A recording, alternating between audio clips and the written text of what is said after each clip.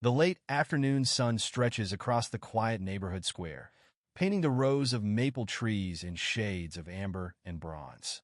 Isaiah Johnson, a thoughtful 17-year-old teen with dark curls and warm brown skin, sits quietly on a weathered wooden bench near a small stone fountain. His thumb absent-mindedly scrolls through his phone, but his mind is elsewhere. The air is still, broken only by distant bird calls and the faint, joyful shouts of children playing tag in the playground. This moment of solitude is something Isaiah treasures, a rare escape from the noise of life. But today, that stillness is about to crumble. Out of the corner of his eye, Isaiah spots a woman striding purposefully along the cobblestone path toward him.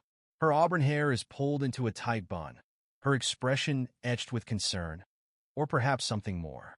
She slows her pace as she nears the fountain, glancing at him briefly before averting her gaze. A flicker of hesitation crosses her face. Her words are barely audible, but carry sharply across the empty space between them. What is he doing here? Isaiah stiffens, his fingers pausing mid-scroll. He's heard this kind of tone before, the subtle edge that turns curiosity into suspicion. He doesn't look up, but he can feel her judgment, palpable and unwelcome. Then she pulls out her phone, her movements deliberate and unhurried. He doesn't have to guess what's coming next. Hello? Yes, this is an emergency. Her voice rises clear and clipped. There's a young man sitting here in the square. I don't know what he's up to, but he's been loitering for some time, and I feel unsafe. Isaiah's chest tightens, his pulse quickening. It's always the same script. He thinks bitterly, the same assumptions tied to his skin and presence. He looks down at his phone, fighting the wave of frustration and helplessness surging through him. He has every right to be here, every right to sit and breathe and exist. But to her, he's already a threat. The distant wail of sirens cuts through the air, growing louder with each passing second. Isaiah's grip on his phone tightens. His mind races, a flood of questions and fears tumbling through him. How far will this go? What am I supposed to do? The sound of tires crunching against gravel jolts him. A police cruiser pulls up alongside the fountain, and the woman steps back slightly, folding her arms across her chest as if satisfied with her handiwork. The officer exits the car, his face unreadable, but his posture radiates authority. His hand lingers near his belt, his gaze darting briefly toward Isaiah before settling on the woman. That's him, she announces, pointing in Isaiah's direction. Her voice carries a mix of certainty and triumph. He's been sitting here for ages. I don't know what he's planning, but it didn't feel right. The officer nods, his expression hardening as he turns to Isaiah. Stand up. Do you have any identification on you? Isaiah rises slowly, his legs stiff from sitting so long. His heart pounds, but he forces his voice to stay steady. Yes, sir, he says, fishing his wallet from his pocket. He hands over his ID, his hand trembling slightly. The officer studies the card, his brow furrowing. What are you doing here? Just sitting, Isaiah replies simply, swallowing hard. I haven't done anything. The officer's silence stretches unbearably long. Then he steps closer, motioning toward the cruiser.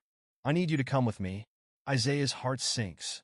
The square feels smaller now, the weight of unseen eyes pressing down on him. He knows better than to resist, to argue, even though every fiber of his being wants to shout out the injustice of it all. His hands tremble as he shoves his phone into his pocket. His breath catches as the officer grips his arm, and for a moment, it feels like the world has stopped moving. But then, as the officer leads him toward the car, a new voice breaks through the tension. Excuse me. What's going on here? A man steps forward from the edge of the square. He's middle-aged with salt and pepper hair and an air of quiet authority.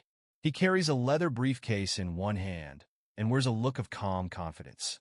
I'm a public defender, he says evenly, meeting the officer's gaze. I happen to witness everything. This young man has been sitting here peacefully for quite some time. I'm not sure why you're detaining him. The officer pauses, clearly taken aback.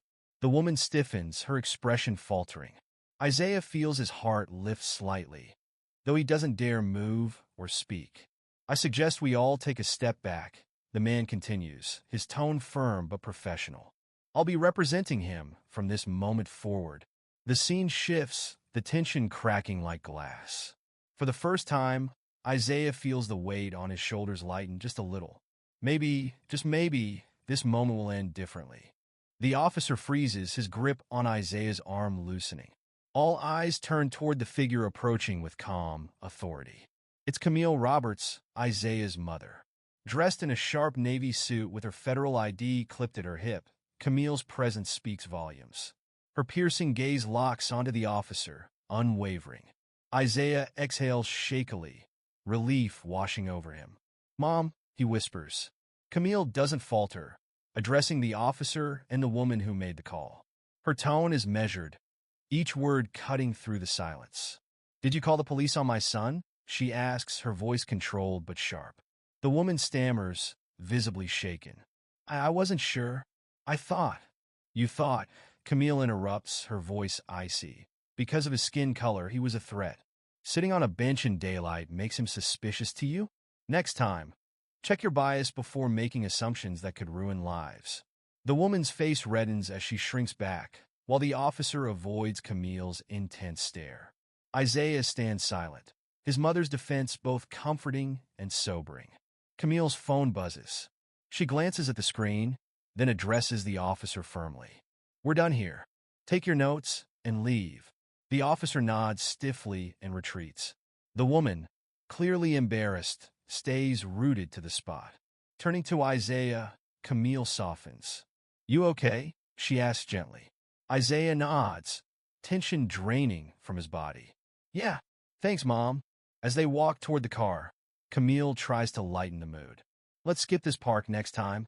Isaiah chuckles faintly. "Deal." Driving away, Isaiah stares out the window, thoughts racing. What if she hadn't come? What about others who face this alone? The weight of the moment lingers. This isn't just his story, but one of countless others. This is a call for change, a reminder that the fight against prejudice isn't over. If this struck a chord, share it because change starts with awareness. Together, we can rewrite the narrative. As the car rolls away, Isaiah can't shake the lingering what-ifs. What if his mom hadn't been there? What if it had been someone else, with no one to step in? He looks at Camille, her calm strength still radiating, and realizes this fight isn't just hers, it's his too. This isn't just a story about one moment. It's a call to action. How many more people have to endure prejudice for simply existing? How many lives are interrupted, or worse, destroyed, by assumptions rooted in ignorance and fear? Change starts with awareness, but it doesn't end there. It takes action, courage, and empathy to rewrite this narrative. What will you do the next time you see injustice? Will you speak up? Will you challenge your own biases? The fight for equality and justice is far from over. Together, we can make sure stories like Isaiah's are never repeated.